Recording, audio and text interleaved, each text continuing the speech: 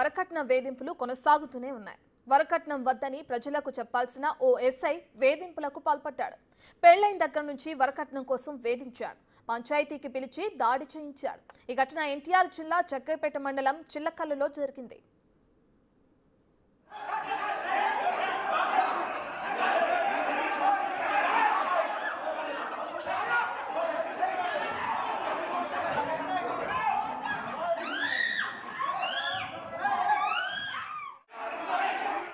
జగ్గైపేట మండలం వేదాద్రి గ్రామానికి చెందిన చెల్లా ప్రవీణ్ కుమార్ కు మదిరకు చెందిన రాజ్యలతతో వివాహం జరిగింది. పెళ్లైన నాటి నుంచి అధిక కట్నం ఇవ్వాలని రాజ్యలతను హింసించేవారని బాధిత కుటుంబ సభ్యులు ఆరోపించారు. ఎవరితో మాట్లాడకుండా ఇంట్లో బంధించి ఉంచేవారన్నారు. ఇక ఈ రోజు పెద్ద మనుషుల సమక్షంలో మాట్లాడుకుందాం రమ్మని చెప్పి ఒక్కసారిగా కర్రలతో దాడి చేశారని వాపోయారు. తమకు న్యాయం చేయాలని బాధిత కుటుంబం ప్రభుత్వాన్ని కోరుకుంటుంది.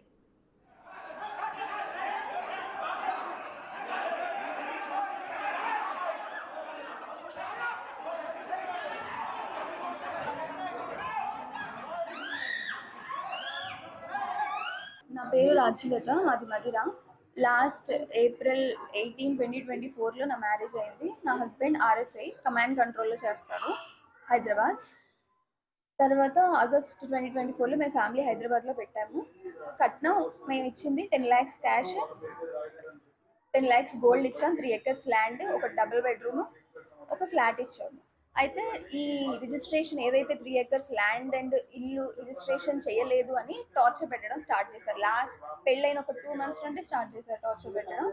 ఇంకా లాస్ట్ 6 months నుంచి నన్ను ఇంట్లో ఇక బంధించినట్లే, మా ఇంటికి కూడా పంపించకుండా 6 months నుండి ఇంట్లోనే పెట్టేశారు.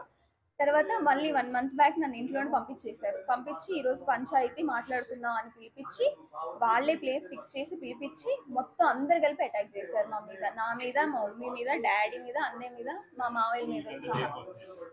ఇదంతా నేను మా మమ్మీ వాళ్ళు అంటే ఇంత జరుగుతుంది కట్నం కోసం ఇలా ఉంది వద్దు అని అన్నా కూడా నేను నా భర్తను నమ్మాను. అలాంటి ఆయన కాదు, నేను అని నమ్మి ఈ రోజు వాళ్ళందరిని తీసుకొని వెళ్తే నాతో సహా కొట్టాడు. ఈరోజు ఓన్లీ కట్నం కోసమే, కేవలం పగ పెట్టుకొని పగతో వచ్చి కొట్టారు. అందరితో అందరూ ఆడవాళ్ళు కూడా వచ్చి కొట్టారు.